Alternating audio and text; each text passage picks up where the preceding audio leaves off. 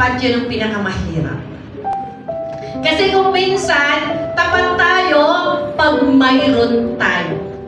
Tapat tayong sumasamba, naglilingkod sa Panginoon, pumupunta every Sunday or lahat na yata ng mga klaseng activity o services sa church. We are faithful going there if everything is okay. Pag bumubuhos ang masaganang pagpapala sa buhay mo. Kapatid, Daniel and his friends were selected to be trained in Babylonian culture and serve the king.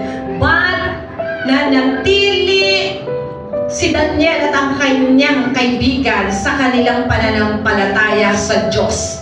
Yun yung kinaawit natin na Holy, Holy God Almighty, you will be forever the God that we have to worship. That no matter what, hindi mo ipagpapalit ang kinikilala mong Diyos, ang sinasamba mong Diyos, ang tinanggap mong tagapagligtas at ang pangalan niya ay Jesus. Amen! Hindi mo siya ipagpapalit sa pay. Hindi mo siya ipagpapalit sa posisyon. Hindi mo siya ipagpapalit ng kahit anong pang